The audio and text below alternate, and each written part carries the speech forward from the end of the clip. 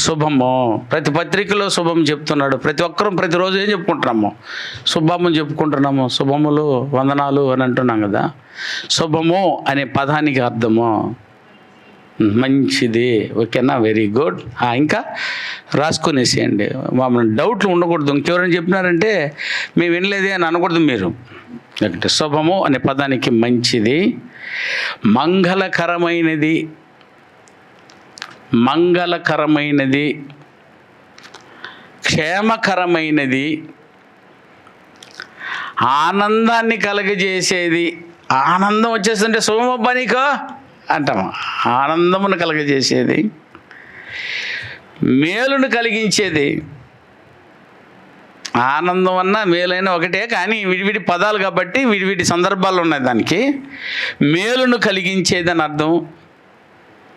శుభము అంటే ఆశీర్వాదకరమైనది అని కూడా అర్థము.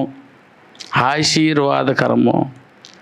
ఇక శుభము అని అంటే ప్రయోజనకరమైనది అని కూడా అర్థము. ప్రయోజనకరమైనది, శ్రేయస్సుకరమైనది అని కూడా చెప్పవచ్చు. అంటే చెప్పేశాం కదా, క్షేమకరమైనది అన్న క్షేరస్ అదన్న ఒకటే. ఓకేనైనా? తర్వాత శుభము అని అంటే ఒక్క మాటలో చెప్పడానికి షార్ట్ ఫామ్గా వాడతారు దాన్ని. శుభవార్త తెచ్చావబ్బా మాకు అంటాం. శుభవార్త అంటే కూడా ఏమర్థమో ఏదైనా శుభమో అంటే ఇప్పుడు పౌలు గారు ఇన్ని చెప్పేశారు. అక్కడ ఒక్క పదానికి ఇన్ని అద్భుతమైనటువంటి భావం ఉంది. Very good. ఇది శుభము అనే పదానికి అర్థం. ఇది జనరల్ డిక్షనరీ వెతికినా చెప్పగలిగేది ఇది. ఇప్పుడు శుభము అంటే ఆత్మీయ సంబంధమైన అర్థాలు. ఏమా? మంచి మాట. ఓకే తల్లి, వెరీ గుడ్. ఇన్ని రోజులు నువ్వు పోయి ఎందుకు కింద కూర్చున్నావు కదా? అందుకే నువ్వు కింద వద్దు, పైకి రా అంటే ఎందుకు నాయనా అలా చెప్తావని కదా, నేర్చుకుంటారని కదా మిమ్మల్ని. నేర్చుకునే వాళ్ళు పైకి రండి. Okay, very good. సో నైనా ఆత్మ సంబంధమైనటువంటి అర్థాలను చూద్దాం. శుభము అన్నటువంటి అందమైన ఆత్మ నిర్వచనం ఏదనంటే దేవుని చిత్తానుసారముగా మనిషికి మేలు కలగడము అని అర్థమంటున్నా ఆయన. చూసారా? దేవుని చిత్తానుసారముగా మనిషికి మేలు కలగడము. 2, క్షేమము కలిగి ఉండడము, అది పదంలోనే వచ్చేసింది. 3వది ఆశీర్వాదకరమైనది, ఇది కూడా వచ్చేసింది. ఆత్మీయ ఆనందాన్ని కలిగించేది అని కూడా వచ్చేసింది. ఇది ఆత్మీయంగా ఎవరైనా వాడచ్చు, ఒక క్రైస్తవులే అని కాదు. హిందువులు వాడచ్చు, ముస్లింలు వాడచ్చు, బౌద్ధులు వాడచ్చు, ఎవరైనా వాడచ్చు. ఈ పదాలని అందరూ వాడుకుంటారు. రైట్ అనైనా? అయితే బైబిల్కు ఉన్నటువంటి అర్థం ఏంటి అన్నది మనకు తెలియాలి. బైబిల్కు ఉన్నటువంటి పరమార్థము ఏనైనా శుభము అన్నది మీరు పైన చూసేశారు కదా, అన్ని మేలైన మాటలే పలికాయి, మంచి మాటలే పలికాయి. చెప్పాలంటే అవన్నీ శుభములు, ఆశీర్వాదానికి సంబంధించినటువంటి మేలుకరమైన మాటలే మాట్లాడేది మాత్రమే శుభమని అర్థం కాదు. అంతవరకు మీరు అనుకుని ఉంటారేమో.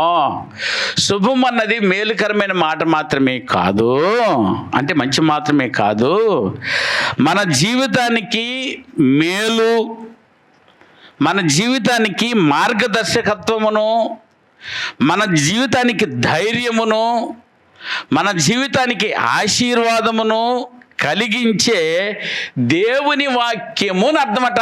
అది ప్రభాకర్ చెప్పింది, కాకపోతే ఒక్క మొక్కలు చెప్పి గమనైపోయింది. దేవుని వాక్యమే ఆశీర్వాదము.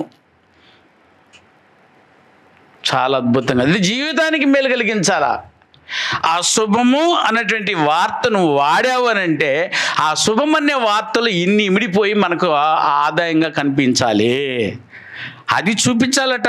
శుభము అని అంటే మన జీవితానికి మేలు కలిగేటట్టు ఒక వ్యక్తికి పోయిన శుభం చెప్తున్నామంటే ఆ శుభం అనే వార్తలో అర్థమైందేనా?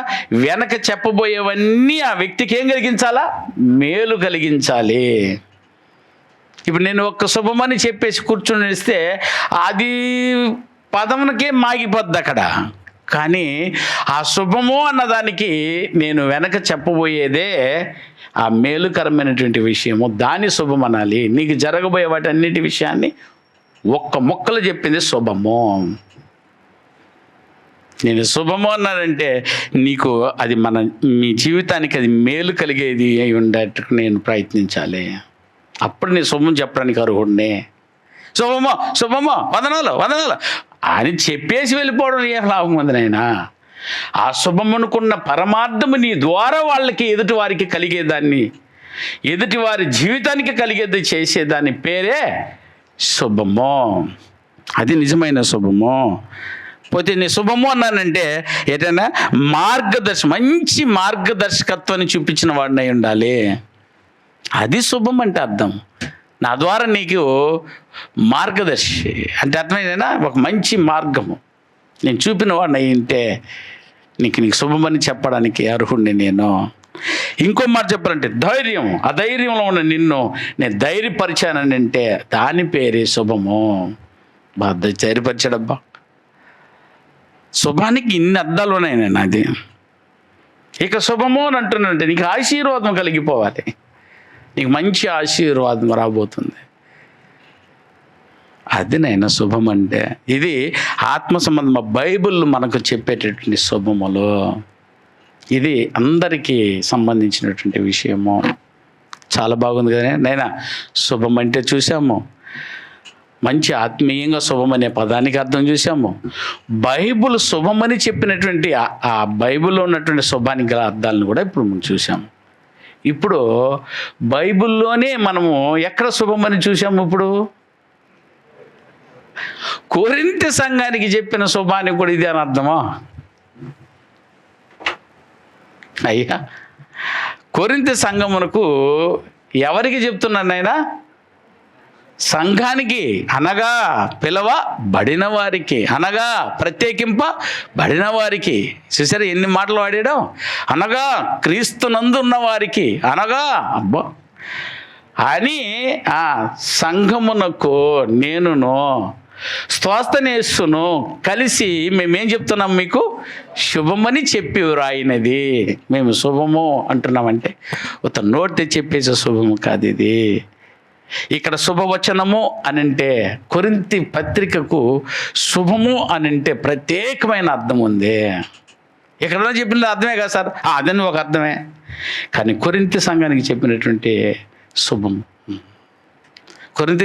కొరింథీ సంఘానికి చెప్పినటువంటి మాటలో ఉన్నటువంటి పరమార్థం అద్భుతంగా ఉంటుంది. అది మనకి ఇప్పుడు తెలియాలి. ప్రత్యేకంగా కొరింథీలో ఉన్న అన్నాడా? ప్రపంచంలో ఉన్న సంఘానికే నేను అనేసాడా? కొరింథీలో ఉన్న పరిశుద్ధుల కొరకు పిలువబడిన వారికి మేము శుభమని చెప్పి వ్రాయినది అని అంటే ఏంటి ఆ శుభము? ఇక్కడ చెప్పినటువంటి మీనింగ్లో శుభం ఏంటి? ఇక్కడ చెప్పినటువంటి మంచి ఏంటి? ఇక్కడ చెప్పినటువంటి క్షేమం ఏంటి? ఇక్కడ చెప్పినటువంటి ఆశీర్వాదం ఏంటి? ఇక్కడ చెప్పినటువంటి అద్భుతమైనటువంటి అర్థం అనుకున్న పరమార్థం ఏంటి?